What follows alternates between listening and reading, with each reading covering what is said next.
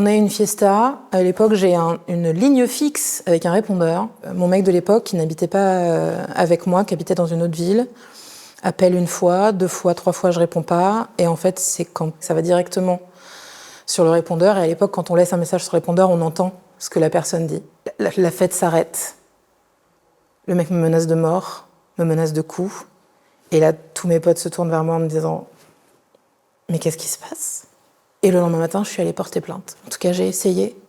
Je suis arrivée donc avec mon répondeur, avec les messages. Je suis arrivée avec des kilomètres de textos. Donc je parle de ça. Et le policier s'en va, il revient. Et quand il revient, il me dit « Écoutez, j'ai discuté avec les collègues. Et vraiment, une fille bien bâtie comme vous, les violences conjugales, on n'y croit pas beaucoup. » Et donc j'ai pris de plein fouet la misogynie, le déni de ce que je vivais en tant que victime de violence. Et je crois que c'est à ce jour ma pire expérience de grossophobie jamais vécue. Et il me dit, du coup, on va pas prendre votre plainte, mais vous pouvez poser une main courante si vous voulez.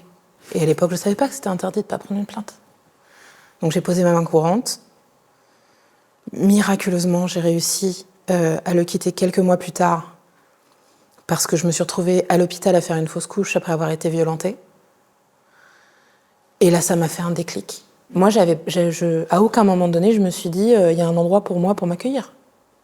Je pouvais pas partir parce que j'allais aller où?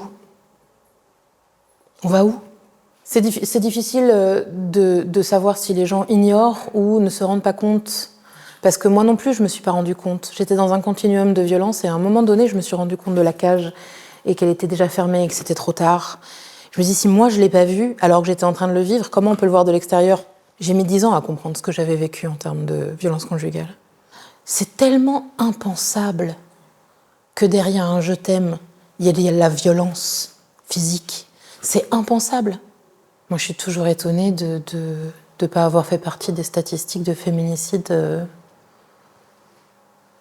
Je sais même pas comment je suis encore là, vu que j'ai pas pu porter plainte. Il n'y a pas de temporalité, c'est-à-dire que je me dis qu'il peut toujours être obsédé par moi, et peut-être qu'encore aujourd'hui.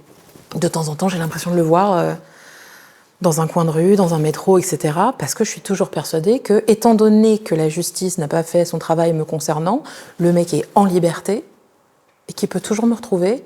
Il faut qu'on nous croie quand on dit qu'on vit des violences, et qu'on nous renvoie pas chez nous.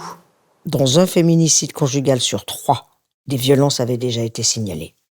La parole des femmes ne peut plus être ignorée. Contre l'indifférence, vos dons font la différence. Donnez sur fondationdesfemmes.org.